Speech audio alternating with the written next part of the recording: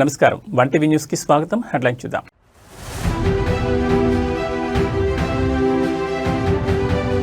నూతన సీజేఐగా జస్టిస్ సూర్యకాంత్ ప్రమాణం. హాజరైన ప్రధాని, కేంద్ర మంత్రులు.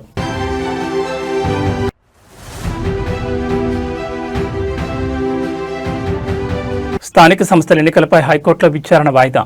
చీఫ్ జస్టిస్ సెలవులో ఉండడంతో వాయిదా పడ్డ విచారణ.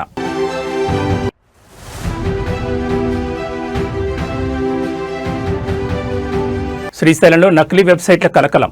నకిలీ వెబ్సైట్లతో మోసపోయిన భక్తులు.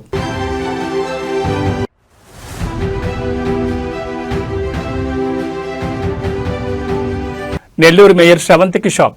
అవిశ్వాస తీర్మానం నోటీస్ ఇచ్చిన కార్పొరేటర్లు.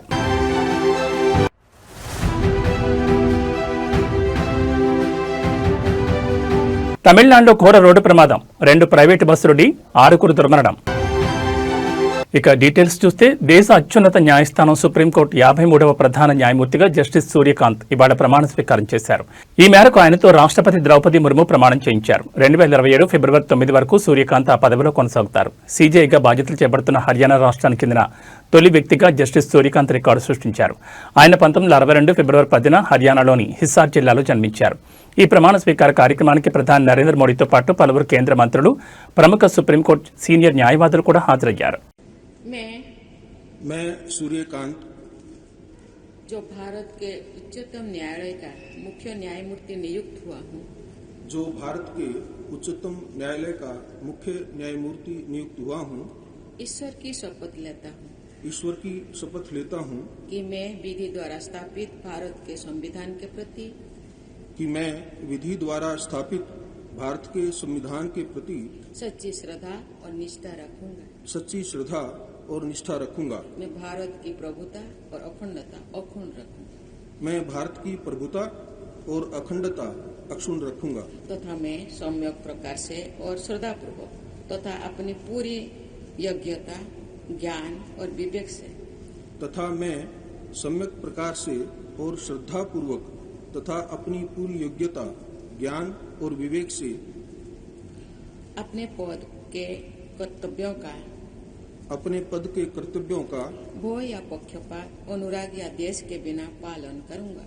भय या पक्षपात, अनुराग या द्वेष के बिना पालन करूंगा तथा मैं संविधान और विधियों की मर्यादा बनाए रखूंगा तथा मैं संविधान और विधियों की मर्यादा बनाए रखूंगा।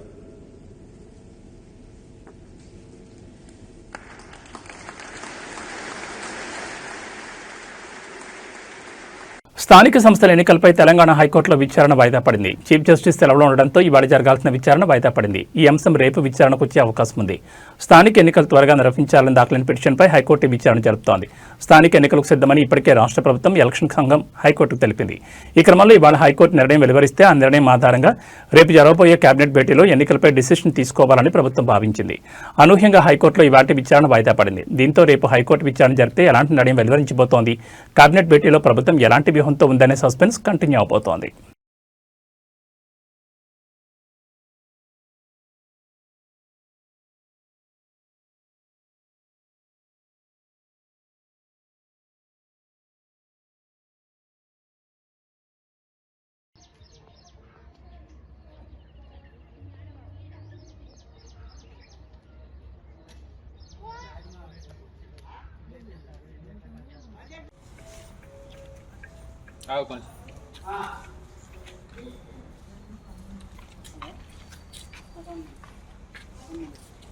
తెలుగు రాష్ట్రాల్లో సంచలనం సృష్టించిన ఐబొమ్మ పైరసీ కేసులో కీలక విషయం వెలుగులోకి వచ్చింది. సాంకేతికతతో పోలీసులకు చిక్కకుండా తప్పించి తిరుగుతున్న ప్రధాన నిందితుడు ఇమంతి రవి తన స్నేహితుడికి పంపిన ఒక మెసేజ్తో అడ్డంగా దొరికిపోయినట్టు తెలుస్తోంది. 3 నెలల పాటు నిఘా పెట్టిన సైబర్ క్రైమ్ పోలీసులు ఈ చిన్న ఆధారంతోనే రవిని పట్టుకోగలిగారు. ఈ కేసును ఛేదించేందుకు సైబర్ క్రైమ్ పోలీసులు రవి డిజిటల్ అడుగుజాడలను అనుసరించారు. రవికి చెందిన ER ఇన్ఫోటెక్ అనే కంపెనీ పేరుతో కొనుగోలు చేసిన డొమైన్ను పోలీసులు గుర్తించారు. ఆ డొమైన్కు లింక్ అయిన ఈమెయిల్, ఫోన్ నెంబర్ ఆధారంగా దర్యాప్తు ముమ్మరం చేశారు. ఈ క్రమంలో రవి హైదరాబాద్లోని తన స్నేహితుడితో తరచూ మాట్లాడుతున్నట్లు కనిపెట్టారు. ఎక్కువగా విదేశాల్లోనే ఉండే రవి హైదరాబాద్కు వచ్చినప్పుడు కూకట్పల్లిలోని తన నివాసంలో ఆ స్నేహితుడిని కలుస్తూ ఉంటాడని తెలుసుకున్నారు. దీంతో ఆ స్నేహితుడి ఫోన్పై నిఘా పెట్టారు. ఇటీవల ఫ్రాన్స్ నుంచి నగరానికి వచ్చిన రవి మామ హైదరాబాద్ వచ్చానని స్నేహితుడికి మెసేజ్ పెట్టాడు. ఈ సిగ్నల్ ఆధారంగా రవి నగరంలో ఉన్నాడని నిర్ధారించుకున్న పోలీసులు వెంటనే కూకట్పల్లిలోని ఇంటికి వెళ్లి అతన్ని అదుపులోకి తీసుకున్నారు. ప్రస్తుతం 5 రోజుల కస్టడీలో ఉన్న రవిని పోలీసులు విచారిస్తున్నారు. అయితే విదేశాల్లోని సర్వర్లు, సిబ్బంది వివరాలపై పొంతలేని సమాధానాలు ఇస్తూ దర్యాప్తును పక్కదారి పట్టిస్తున్నట్టు సమాచారం. ఎప్పటికైనా దొరికిపోతానని ఊహించానని, కానీ ఇంత త్వరగా పట్టుబడతానని అనుకోలేదని రవి పోలీసులతో అన్నట్లు తెలిసింది.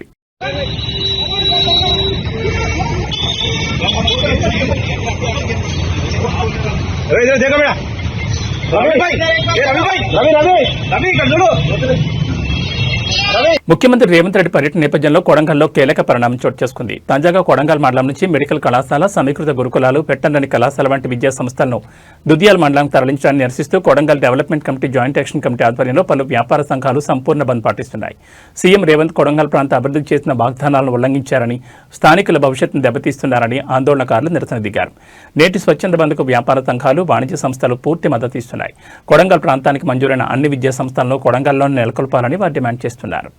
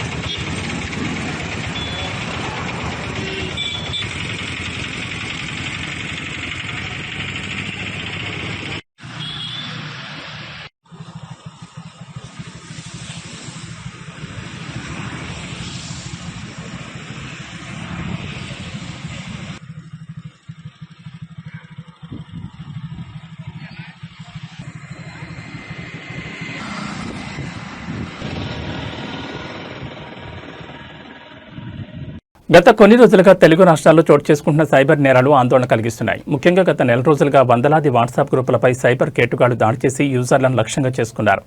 టీమ్ ఎస్బీఐ పేరుతో నకిలీ వాట్సాప్ గ్రూపులు సృష్టించి కేవైసీ అప్డేట్ పేరుతో సందేశాలు పంపడం ద్వారా ఖాతాదారులను మోసం చేస్తున్నట్లు అధికారుల దర్యాప్తులో బయటపడింది. ఏపీకే ఫైళ్లు పంపించి అవి ఇన్స్టాల్ చేయమని కోరడం ద్వారా యూజర్ల మొబైల్ ఫోన్లపై పూర్తి నియంత్రణ సాధిస్తున్నారని పోలీసులు హెచ్చరించారు. అలాగే మరోపక్క ఆధార్ అప్డేట్ పేరుతో కూడా కొత్త మోసాలు వెలుగు చూస్తున్నాయి. ఈ రాత్రి నుంచి మీ బ్యాంక్ అకౌంట్ బ్లాక్ అవుతుంది అంటూ బెదిరింపులతో లింకులు పంపి ఖాతాదారులను క్లిక్ చేయించే ప్రయత్నాలు జరిగాయి. లింకులు ఓపెన్ చేసిన వారికి మొబైల్పై పూర్తి యాక్సెస్ లభించడంతో పలు బ్యాంక్ ఖాతాలు సైబర్ నేరగాళ్ల నియంత్రణలోకి వెళ్లిన సంఘటనలు నమోదయ్యాయి. ఈ మోసాలపై పలువురు 1930 సైబర్ హెల్ప్ లైన్కి స్థానిక పోలీసులకు ఫిర్యాదులు చేస్తున్నట్లు సమాచారం. ప్రజలు ఏ అనుమానాస్పద లింకులు క్లిక్ చేయకుండా జాగ్రత్తగా ఉండాలని అధికారిక వెబ్సైట్లు, బ్రాంచీల ద్వారానే బ్యాంకింగ్ అప్డేట్లు చేయాలని నిపుణులు సూచిస్తున్నారు. ముఖ్యంగా వాట్సాప్ గ్రూపుల్లో వచ్చి ఏపీకే ఫైల్స్ ఎవరు ఓపెన్ చేయొద్దని, వాటి ద్వారానే అత్యధికంగా సైబర్ నేరాలు జరుగుతున్నాయని అధికారులు అలర్ట్ జారీ చేశారు.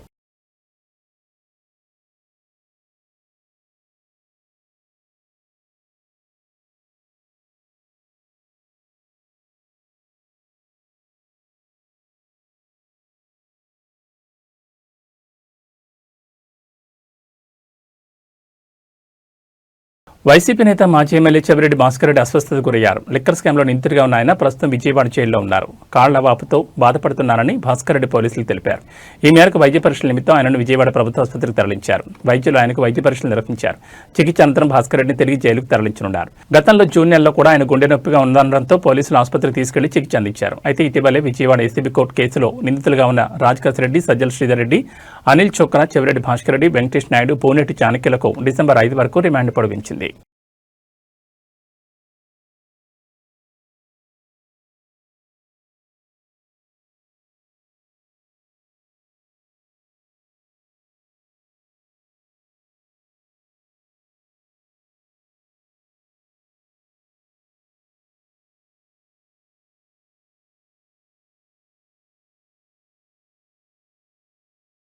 నంద్యాల జిల్లాలోని ప్రముఖ పుణ్యక్షేత్రం శ్రీశైలంలో నకిలీ వెబ్సైట్ కలకలం భక్తుల్లో ఆందోళన గురిచేస్తోంది. శ్రీశైలం దేవస్థానం అధికారిక వెబ్సైట్ను పోలిన నకిలీ వెబ్సైట్ ద్వారా వసతి బుకింగ్ పేరుతో మోసాలు చేస్తున్నట్లు గుర్తించారు. వసతి విభాగానికి చెందిన నకిలీ వెబ్సైట్లలో గదులు బుక్ చేసి పలువురు భక్తులు మోసపోయిన ఘటన తాజాగా వెలుగులోకి వచ్చింది. అయితే బెంగళూరు చెందిన ఓ ఆర్మీ అధికారి అలాగే హైదరాబాద్ చెందిన మరో భక్తులు ఈ నకిలీ సైట్ ద్వారా రూములు బుక్ చేసుకున్నారు. ఇక అధికారిక వెబ్సైట్ ని నమ్మి గదులు బుక్ చేసుకున్న భక్తులు శ్రీశైలం చేరుకుని హరిత అతిథి గృహం దగ్గర రూములు తీసుకోవడానికి వెళ్లిన భక్తులు బుకింగ్ స్లిప్స్ చూపించగా అవి నకిలీవని అధికారులు తెలియజేయడంతో వారు షాక్ అయ్యారు. ఏపీ టూరిజం వెబ్సైట్ను కూడా పోలిన నకిలీ వెబ్సైట్లు ఉండడంపై భక్తులు తీవ్ర ఆందోళన పడుతున్నారు. ఇలాంటి మోసపూరిత వెబ్సైట్లకు బలి కాకుండా జాగ్రత్తగా ఉండాలని దేవస్థానం ఈవో శ్రీనివాసరావు భక్తులకు సూచించారు. భక్తులు నకిలీ వెబ్సైట్లతో మోసపోయినట్లు వచ్చిన ఫిర్యాదులపై సైబర్ క్రైమ్ విభాగానికి ఫిర్యాదు చేస్తామని ఆలయ ఈవో శ్రీనివాసరావు వెల్లడించారు.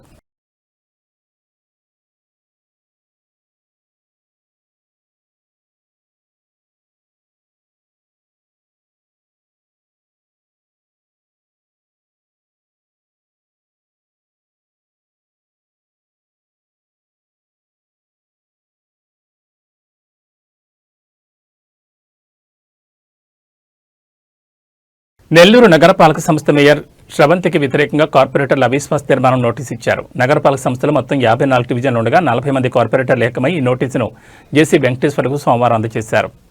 మేయర్ దంపతులు నగర అభివృద్ధి పనులకు అడుగడుగున అడ్డంకులు సృష్టిస్తున్నారని కార్పొరేటర్లు ఆరోపించారు. వారి అవినీతి కారణంగా ప్రభుత్వానికి చెడ్డపేరుస్తోందని, మేయర్ దంపతుల చేతివాటంతో ఫైళ్లు కదలడం లేదని కార్పొరేటర్లు వాపోతున్నారు. 4 ఏళ్ల క్రితం జరిగిన ఎన్నికల్లో 54 డివిజన్లను వైకాపా గెలుచుకున్నప్పటికీ ఇటీవల సార్వత్రిక ఎన్నికల్లో పార్టీకి జిల్లాలో ఎదురుదెబ్బ తగలడంతో మేయర్ తటస్థంగా ఉంటున్నారని, నగర అభివృద్ధిపై దృష్టి పెట్టడం లేదన్న విమర్శలు వినిపిస్తున్నాయి.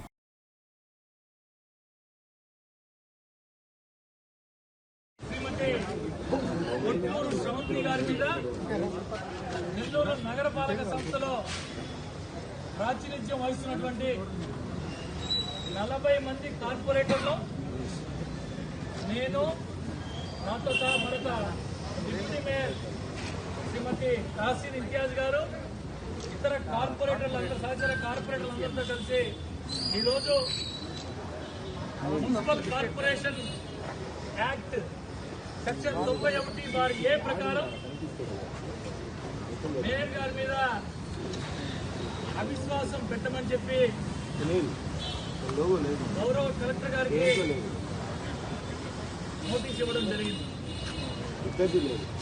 ఏదైతే మా కౌన్సిల్ ఏర్పడి 4 సంవత్సరాల కాలం నిన్నటితో పూర్తయింది. అనేక ఆశలు, అనేక ఆశయాలతో మమ్మల్ని ఓట్లేసి గెలిపించినటువంటి ప్రజలకు మేము ఎంతో కొంత మేలు చేయాలని ఒక మంచి సంకల్పంతో కష్టాలు నష్టాలు కొట్టి దండాలు దస్కాలు పెట్టి ఓట్లేయించుకొని కార్పొరేటర్ల ఎన్నిక కాబడిన మేమందరం కార్పొరేషన్ లో మా వంతు మేము పోరాడి మంచి పనులు చేయాలా, ప్రజలకి కావాల్సినటువంటి మౌలిక సదుపాయాల కల్పనలో మా ప్రాంతాల్లో బాగా అభివృద్ధి పరిచి మేము కూడా మంచి పేరు సంపాదించుకునే ఆలోచనతో కౌన్సిల్లో అడుగుపెట్టాం. 4 సంవత్సరాల కాలం పూర్తయింది.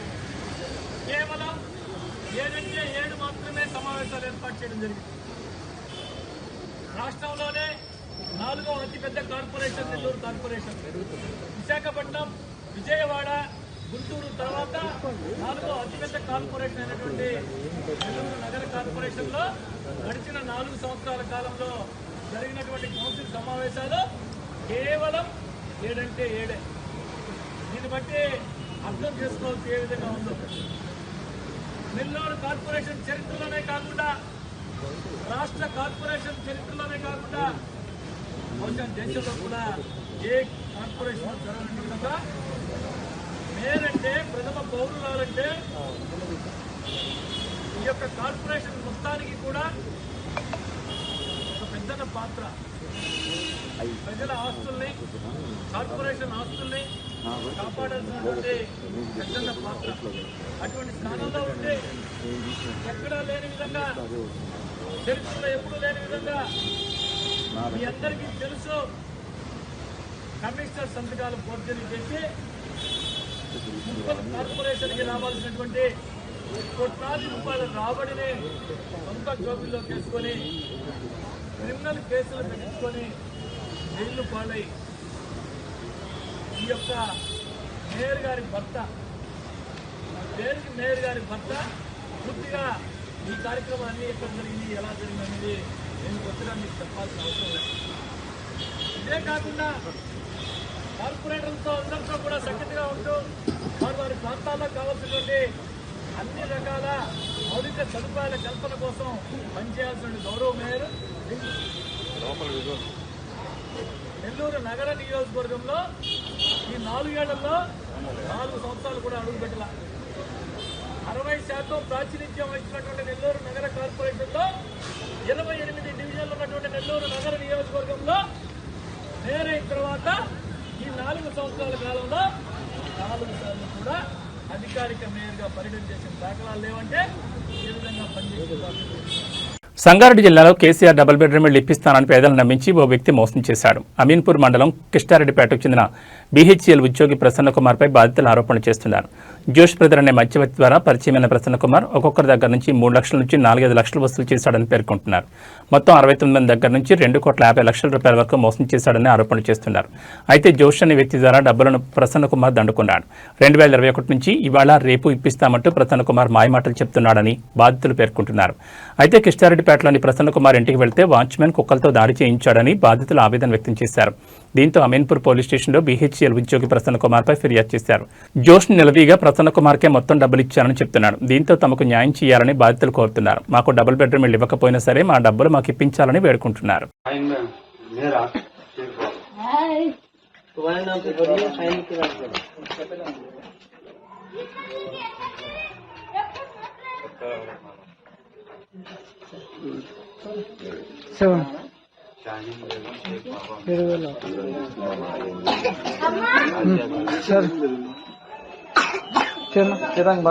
కన్ఫర్మ్ అయితే చూడన్నా.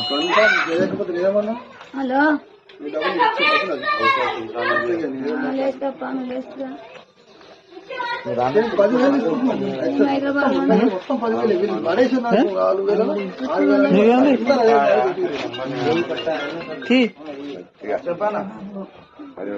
నాతో లేపు నాతో గట్ట అంటే నేనే అయిపోతుంది తీసుకున్నా కట్టుకున్నా. అది పలసగుండి పేపర్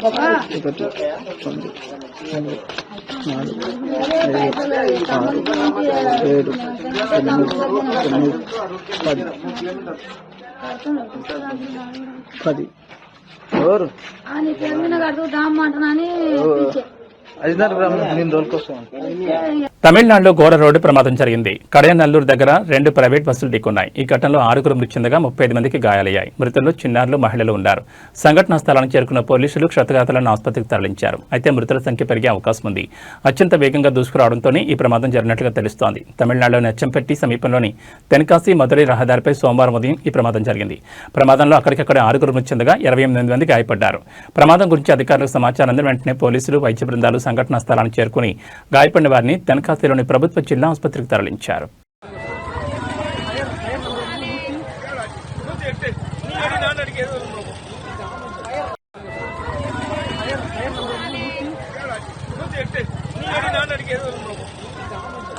హైదరాబాద్ నగరంలో ఇటీవల వరుసగా స్ట్రీట్ ఫైట్ చోటు చేసుకోవడంతో ప్రజల్లో భయాందోళన పెరిగాయి. సౌత్ వెస్ట్ జోన్ పరిధిలో ఈ ఘటనలు ఎక్కువగా వెలుగు చూస్తున్నాయి. ఇదే తరహా తాజాగా నాంపల్లి దర్గా వద్ద మరో స్ట్రీట్ ఫైట్ సంభవించడంతో పరిస్థితులు తీవ్రతరమయ్యాయి. వరుసగా స్ట్రీట్ ఫైట్స్ జరుగుతుండటంతో పోలీసుల పట్ల స్థానికులు ఆగ్రహం వ్యక్తం చేస్తున్నారు.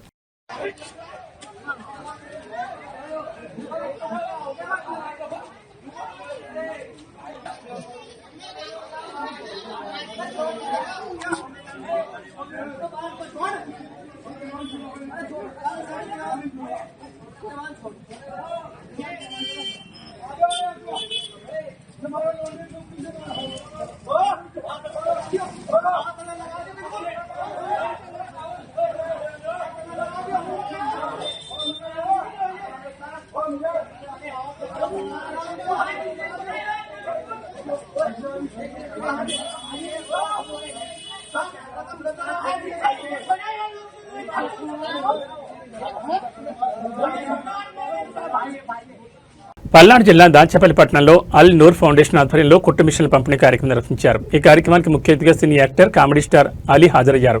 ముందుగా ఆయనకు తెలంగాణ, ఆంధ్ర సరిహద్దు బోర్డర్ పొందుగుల వద్ద నుంచి దాచేపల్లి సభావేదిక వరకు ముస్లిం సోదరులు భారీ ర్యాలీతో ఘన స్వాగతం పలికారు. ఈ కార్యక్రమంలో భాగంగా అలీ మహిళలకు కుట్టు మిషన్ల పంపిణీ చేశారు. ఈ సందర్భంగా ఆయన మాట్లాడుతూ అల్ నూర్ ఫౌండేషన్ ఆధ్వర్యంలో నిర్వహిస్తున్న ఈ కార్యక్రమానికి తనను ఆహ్వానించడం ఎంతో ఆనందంగా ఉందన్నారు. స్త్రీలను గౌరవించుకోవడం మన సంప్రదాయం అన్నారు. మహిళలకు కుట్టు మిషన్లు నేర్పి వారికి మిషన్లు అందజేస్తున్న అల్ నూర్ ఫౌండేషన్ వారిని ప్రత్యేకంగా అభినందిస్తూ చేసినట్టు తెలిపారు. రాబోయే రోజుల్లో ఈ ప్రాంతానికి ఏదైనా సమస్య ఉంటే ప్రభుత్వం దృష్టికి తీసుకెళ్లి తన వంతు సహాయం చేస్తానని హామీ ఇచ్చారు.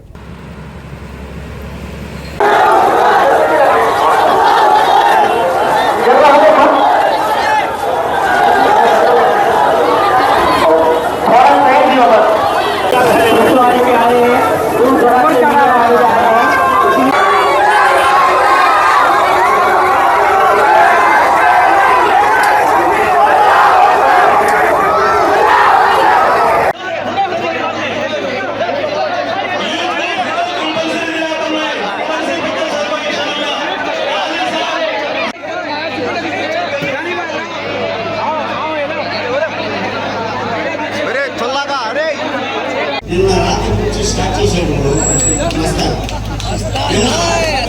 మోహన్ బాబు గారు ఇండస్ట్రీలోకి వచ్చి 50 సంవత్సరాల ఫంక్షన్ అయితే దానికి గ్రేట్ సూపర్ స్టార్ రజనీకాంత్ గారు వచ్చారు.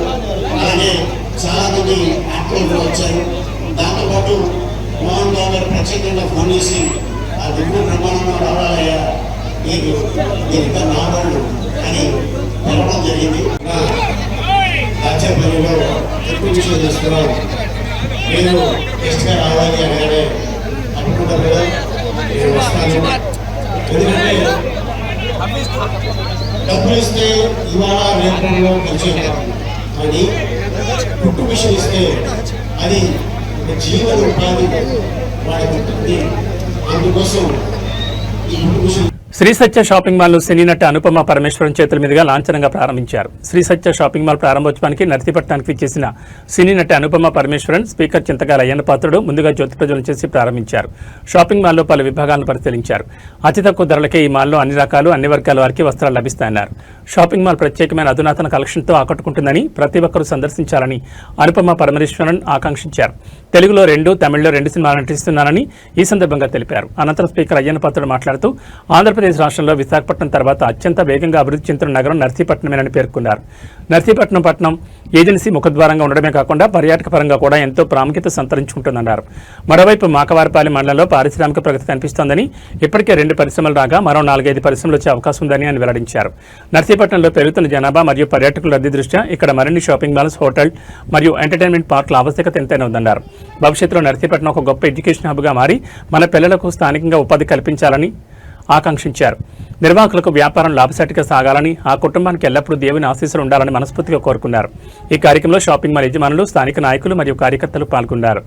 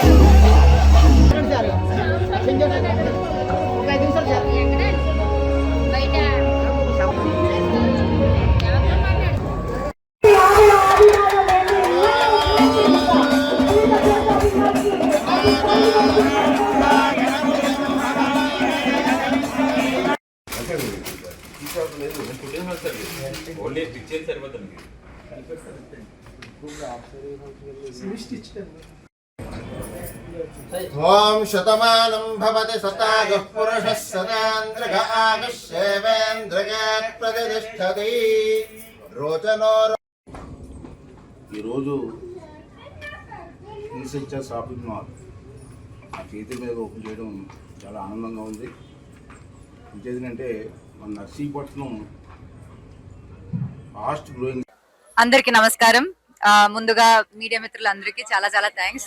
ఎక్కడికి వెళ్దా సరే వచ్చి మీరు చాలా పాజిటివ్ గా అన్ని న్యూస్ ని కవర్ చేస్తారు, జనాల దగ్గరికి తీసుకెళ్తారు. It's a very good job. And నేను నర్సీపట్నం ఫస్ట్ టైం వస్తున్నాను. ఈయన పేరు లక్ష్మీ భద్రరావు గారు. శ్రీ సత్య అంటే శ్రీ అంటే లక్ష్మీదేవి, సత్య అంటే సత్యనారాయణ స్వామి. అంటే వాళ్ళ భవిష్యత్తు బాగా ఊహించి ఈయన పేరుకు సంబంధించి శ్రీ సత్య అని పెట్టారు. అంచేత ఎప్పుడైనా సరే అంటే వాళ్ళని చిన్నప్పుడు చూసేవాళ్ళు వాళ్ళని.